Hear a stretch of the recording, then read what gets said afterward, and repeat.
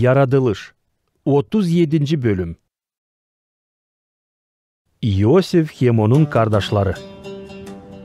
Yakov yerleşti Hanan tarafında. Nerede yaşadı onun babası.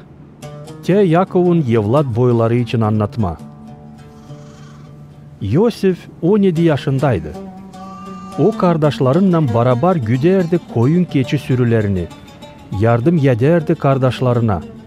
Babasının Vala hem Zelfa karılarından oğullarına. Kardeşlerinin kötü yaptıklarını bildirerdi babasına. Yosef doğduydu. Açan İsrail büyük yaştaydı. Bu üzere İsrail severdi onu ta pek. Ne kadar öbür oğullarına. Bağışladıydı ona bir gerçek ruba. Kardeşler görüp hani babaları Yosef'i sever ta pek ne kadar onları. Başladılar o kadar az etmemeye Yosef'ten. Hani onunla yalpak laf edemerdiler. Bir kere Yosef gördü bir düş. Açan o anlattı düşünü kardeşlerine. Onlar başladılar ta pek az etmemeye ondan. Sesleyin ne gördüm düşümde, dedi o. Sansın bir tarlada demet bağlıyoruz. Da benim demetim kalktı dikine. Sizin demetleriniz de durup doz dolay eğildiler onun yönünde. Kardeşler dediler, sayılır sen bizim üstümüze padişah mı olacaksın? Bize zabit mi olacaksın? Da başladılar ta da pek az etmemeye ondan.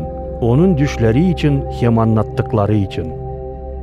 Yosef görüp daha bir düş anlattı onu da kardeşlerine. Ben düşümde gördüm. Sansın güneş, ay hem 11 yıldız yönümde eğildiler. Açan o anlattı bu düşünü babasına hem kardeşlerine. Babası azarladı onu. Ne biçim düş bu? Çıkar yöle hani biz hepsimiz. Hem ben, hem anan, hem kardeşlerin gelip yönünde yere kadar eğileceğiz mi? Kardeşler öfkelendiler Yosef'e. Ama onun anlatması kaldı babasının aklısında. Kardeşler satırlar Yosef'i yeserle. Günün birinde Yosef'in kardeşleri gittiler kıra, gütmeye babasının hayvanlarını. Şehem dolaylarında. İsrail dedi Yosef'e, kardeşlerin güderler hayvanları Şehem'in yanında. Haydi seni de onların yanına yollayayım. Ben hazırım, dedi Yosef babasına. Git bak kardeşlerine hem sürüye, dedi babası. Hepsi İslami da bana haber getir. Bu laflarla babası geçirdi onu yola. Çıkıp Hevron çayırından Yosef gitti Şehem'e. Kırda gezinerken oraz geldi bir adama. Ne ararsın burada? Sordu o Yosef'e. Ararım kardeşlerimi, cevap etti Yosef.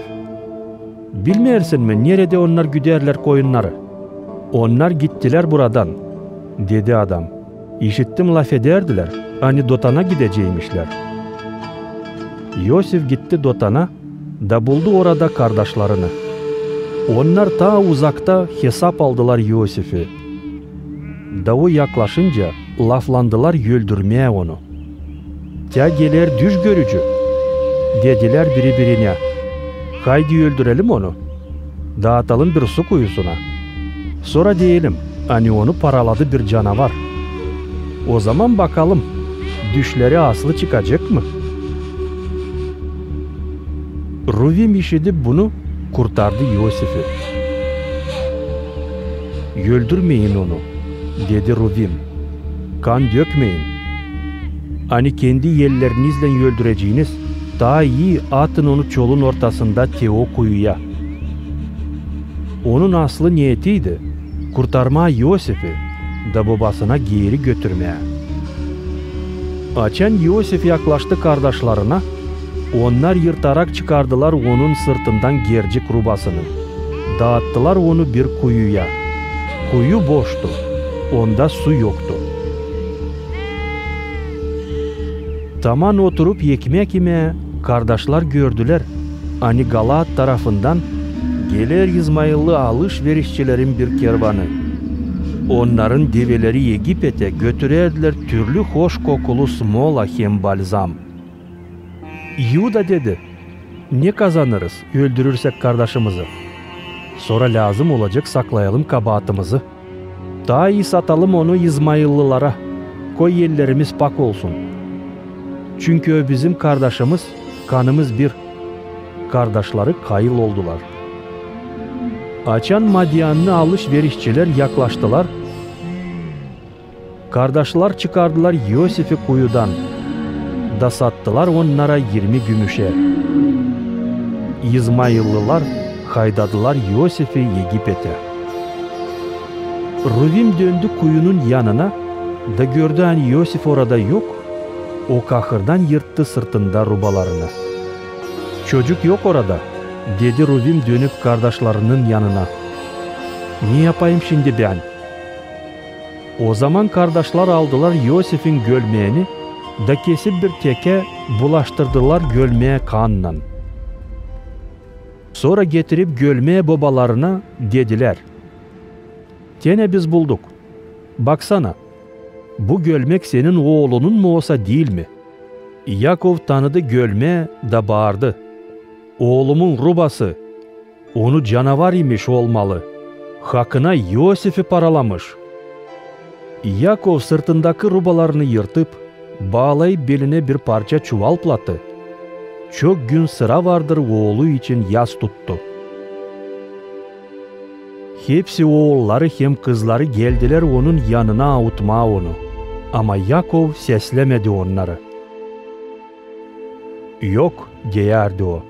Oğlumun yanına yas tutarak öbür dünyaya ineceğim. Da dizerek hep ağlardı oğlunu. Alışverişçilerse bu vakit haydadılar Yosif'i Egipet'e.